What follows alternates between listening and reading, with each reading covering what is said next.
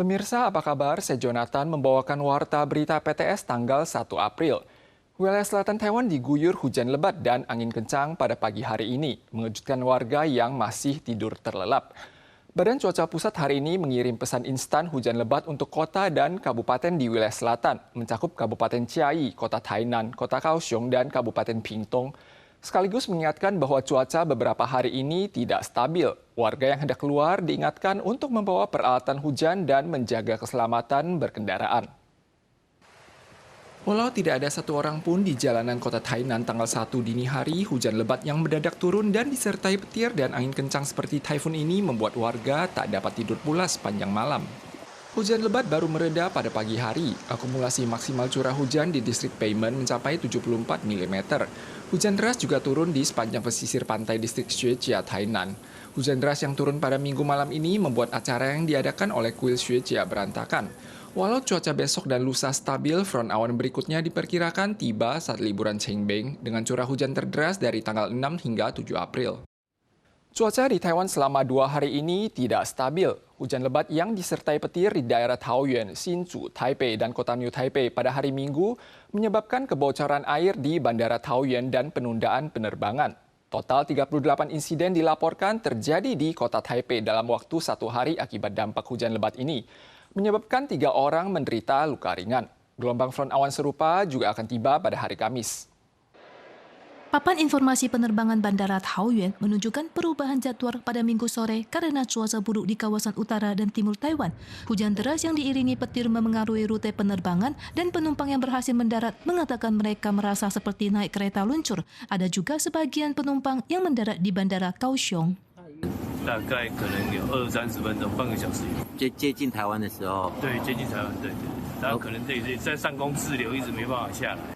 Hujan deras dan angin kencang juga melanda kota Taipei di sore hari, menyebabkan pohon di distrik Neihu tumbang. Tanah longsor dan pohon tergelincir di lereng bukit di Seksyen 4 Chengkong Road, kota Taipei, menyebabkan tangan seorang warga yang lewat terluka. Sementara perancang bangunan di Taitung juga dikabarkan hampir roboh. Front udara masih melewati kawasan udara Taiwan per 1 April dan uap air pada pagi hari juga masih tinggi. Berhubung akhir pekan ini merupakan liburan beruntun Qingming selama 4 hari, Badan Cuaca Pusat CWA mengatakan curah hujan Selasa dan Rabu sedikit mereda. Tetapi menjelang festival Qingming yang cenderung diselimuti hujan, front awan berikutnya tiba pada hari Kamis. Uap air di kawasan utara dan timur akan meningkat, suhu akan menurun dan cuaca akan menjadi tidak stabil. Skandal keracunan makanan rumah makan Polam Kopitiam kembali bertambah 1 kasus. Korban adalah seorang wanita di kota New Taipei yang telah kembali ke rumah setelah dirawat di rumah sakit. Jumlah insiden saat ini telah melampaui 30 kasus. Total 12 orang dinyatakan positif terdeteksi asam bongkrek dalam tubuh mereka. Namun pemeriksaan terhadap 35 sampel makanan yang disita dari Polam Kopitiam oleh Badan Pengawas Obat dan Makanan malah tidak menunjukkan adanya kandungan asam bongkrek. Berdasarkan statistik terbaru tanggal 1, insiden keracunan makanan Polam Kopitiam kembali bertambah 1 kasus. Hingga saat ini, total kasus yang dilaporkan mencapai lebih dari 30 orang, 2 diantaranya meninggal. Dari 5 orang yang masih dalam perawatan intensif, terdapat pasien parah yang butuh transparansi hati. Namun hasil pemeriksaan terhadap 35 sampel makanan oleh Kementerian Kesehatan dan Kesejahteraan MOHW menunjukkan hasil negatif terkait kandungan asam bongkrek. 包含了一些蔬菜啊，还有一些调味料啊，那这些当然原始的果条、香兰叶这些都有验啊，通通都是阴性。我自己推断还是跟这个果条的关系是比较大。 Sampel makanan dikumpulkan Badan Pengawas Obat dan Makanan atau FDA dari toko Polam tanggal 26 Maret, namun sebagian besar korban makan sebelum 24 Maret. Oleh karena itu, Victor Wong menarik kesimpulan bahwa batch bahan makanan sebelumnya lah yang bermasalah, namun bahan-bahan tersebut sudah sulit ditemukan. 不管是水源啊哪里好，看有没有一些这种米酵净酸有没有存在。我想每个细节，包括食材，包括环境，应该都要验啊。 FDA menyampaikan hasil pengujian terhadap bahan makanan Polam Kopitiam di lokasi termasuk kue tiaw, daun pandan, tepung beras, kecap, dan kecap berumur tidak terdeteksi kandungan asam bongkrek, namun masih tetap mencurigai kue tiaw sebagai sumber masalah. Mulai hari ini, tarif listrik baru akan berlaku secara resmi. Rata-rata naik sekitar 3 hingga 5% untuk pelanggan rumah tangga. Ada pelaku usaha rumah makan mengatakan bahwa mereka hanya bisa menghemat energi dengan cara mengurangi frekuensi penggunaan lampu listrik. Iuran listrik di Taiwan akan meningkat secara keseluruhan per 1 April.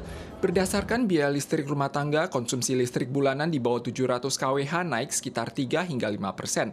Rata-rata lebih mahal $0,4 per hari. Penggunaan listrik antara 701 hingga 1000 kWh naik 7% atau bertambah $4,4 per hari. Konsumsi listrik di atas 1000 kWh harganya lebih mahal $20,6 per hari. Seandainya tarif listrik setiap periode musim panas adalah $4.500 atau sekitar $2.300 per bulan, setelah penyesuaian tarif, biaya akan naik sebesar $9 per bulan. Jika konsumsi listrik sekitar 330 kWh per bulan, maka tagihan listrik 1 bulan akan menjadi lebih mahal $21. Sebuah gudang amunisi militer di pinggiran kota Jakarta tiba-tiba meledak tanggal 30 larut malam. Ledakan beruntun juga terjadi selama kebakaran. Polisi dan petugas damkar segera mengevakuasi warga di sekitarnya.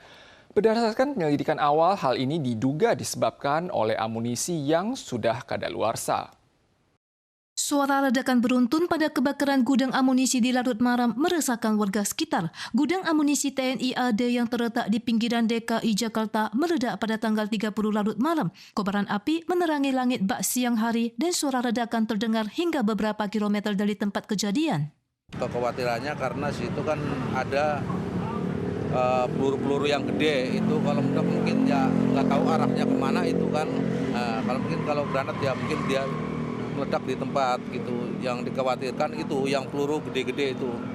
Warga sekitar sempat mengira suara tersebut adalah suara mercon atau gempa bumi. Setelah petugas damkar menerima laporan dan tiba di lokasi, warga baru tahu bahwa gudang amunisi meledak. Berhubung kebakaran turut menyebabkan bahan amunisi lainnya meledak, bunyi keras terjadi secara beruntun dan damkar kesulitan dalam memadamkan api. Investigasi awal menunjukkan tidak ada listrik yang digunakan di dalam gudang tersebut. Penyulut kebakaran diduga akibat kondisi amunisi kadaluarsa yang tidak stabil.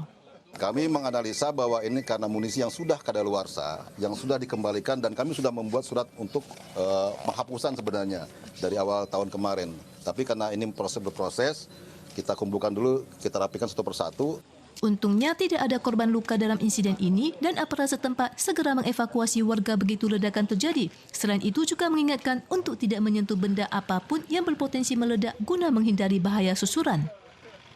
Pemirsa sekalian, sekian Warta Berita dari PTS. Kita jumpa lagi di lain kesempatan. Sampai jumpa.